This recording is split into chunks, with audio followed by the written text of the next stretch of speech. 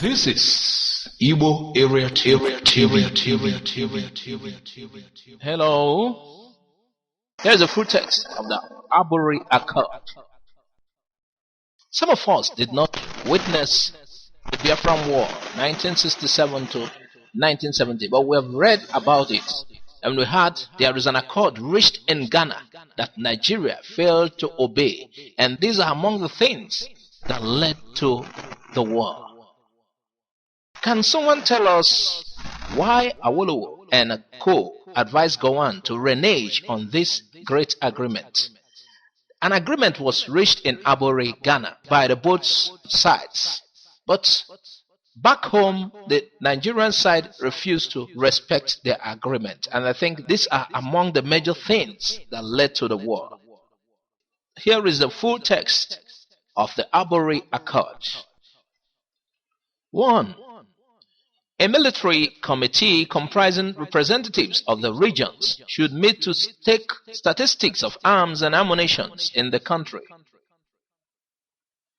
Unallocated stores of arms and ammunition held in the country should be shared equitably between the various commands in the Federation. 2. The army should be reorganized in order to restore discipline and confidence. Specifically, A. The army should be governed by the Supreme Military Council, which will be chaired by a commander-in-chief of the armed forces and the head of the federal military government. B. Area commands under area commanders and corresponding to existing regions should be created. C. That is number 2C. During the period of the military government, military governors should have control over area commands for internal security.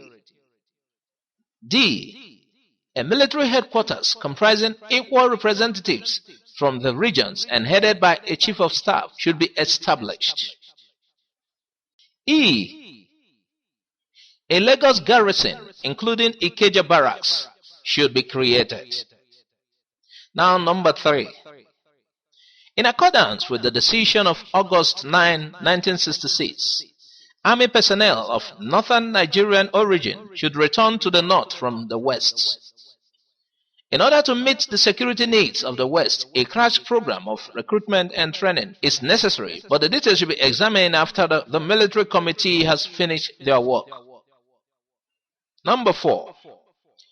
The Supreme Military Council should deal with all matters of policy, including promotion to top executive posts in the armed forces and the police. Number 5. The legislative and executive authority of the federal military government should be referred for determination, provided that where a meeting was not possible, such a matter must be referred to the military governors for their comments and concurrence. Number 6. Appointments to the diplomatic and consular posts, as well as the super-skilled posts in the federal public service and equivalent posts in the federal corporation, must be approved by the Supreme Military Council. Number 7. With a view to promoting mutual confidence, all decrees or provisions of decrees passed since January 15, 1966, which detracted from the previous powers and positions of the regional governments, should be repealed. Law officers of the Federation should meet in Benin on January 14, 1967 and list all the decrees or provisions of decrees concerned so that they may be repealed not later than January 21, 1967 if possible.